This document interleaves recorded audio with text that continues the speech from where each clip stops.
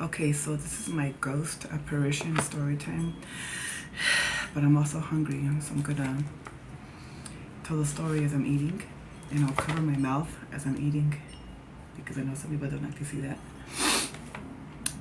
So, excuse me. So, this happened when I was in high school, and I have depression and anxiety, but it was so severe back then. It was so bad back then during those times. Anyhow, I was in high school. I was doing math homework, and I went out in the hallway to go to the restroom. And now to think of it, why did I go in the hallway restroom when I had my own restroom during that time in my bathroom?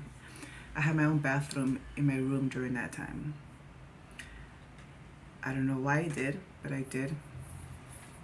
Maybe the toilet was clogged. I don't know. But I went to the bathroom in the hallway, and then my brother called out to me, and I went back out, and he asked me if I was just in my room just now. Which doesn't make any sense the way he phrases it, because I was in the bathroom of the hallway just now when he asked me that question. And I said no, I was in the bathroom in the hallway. And so then, and I wasn't there before going in the bathroom in the hallway. And so then he said that he just saw me just now in my room. And I asked him, well, how did this person look like? And he said that what he saw was short, skinny, with short black hair. And during that time, I was not skinny. I wasn't short. I'm pretty much the same size as I was back then, 5'7". And during those times, back in the year 1999, 2000,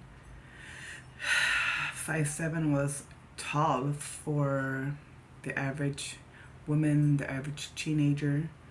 That was tall back then. I'm not sure what it is considered now. I don't care. Anyhow,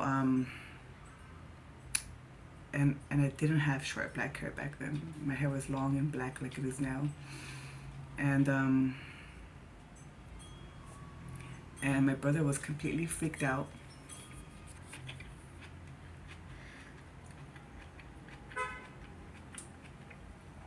Sorry, I have to pause it to eat a little bit because I'm hungry. Anyhow, so he also further explained that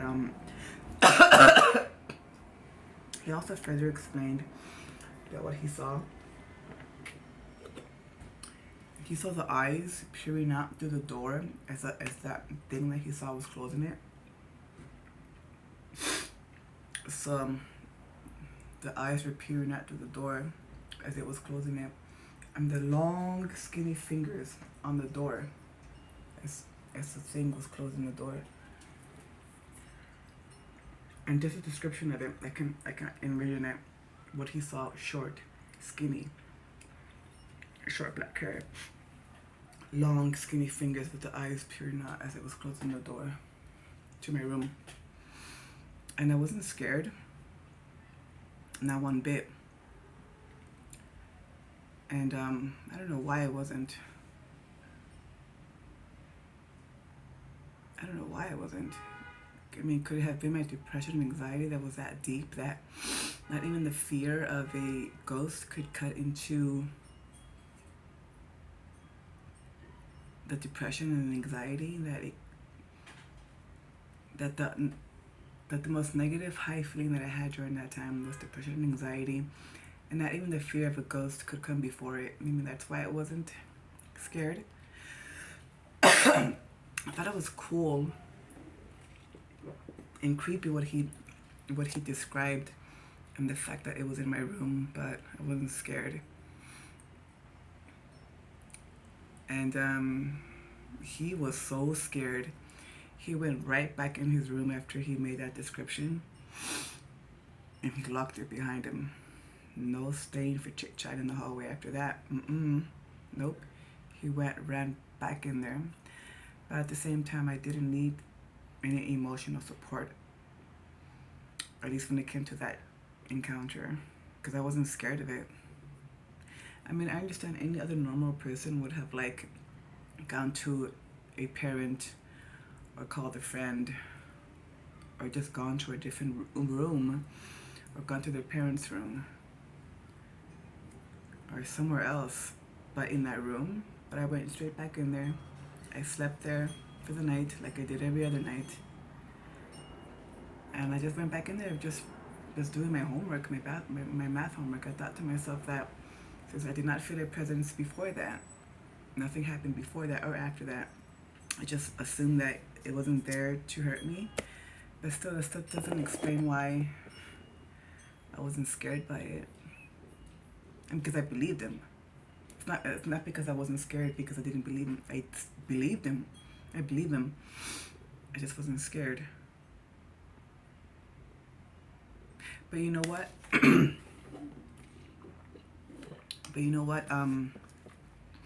This the house, it's built in 1899, and even though slavery was abolished back then, by that period in time, a lot of people still lived like slaves, or they were treated like slaves. And the reason why I'm saying that is because when I moved in to that house, I was maybe 13, maybe like 1997. And some years after that, I was told that slaves used to live in the house at the turn of the century. And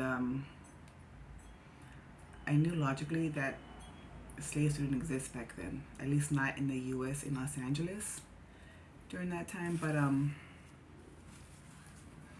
a lot of them were still treated like they were, and that they worked here.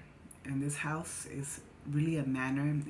It's called a manor, and it has 3 floors, 12 bedrooms, and 10 bathrooms.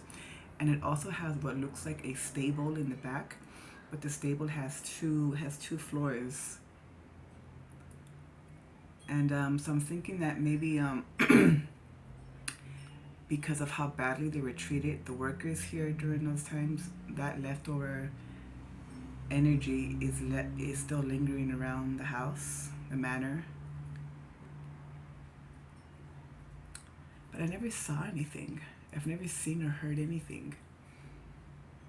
But others have, but I haven't. Interesting.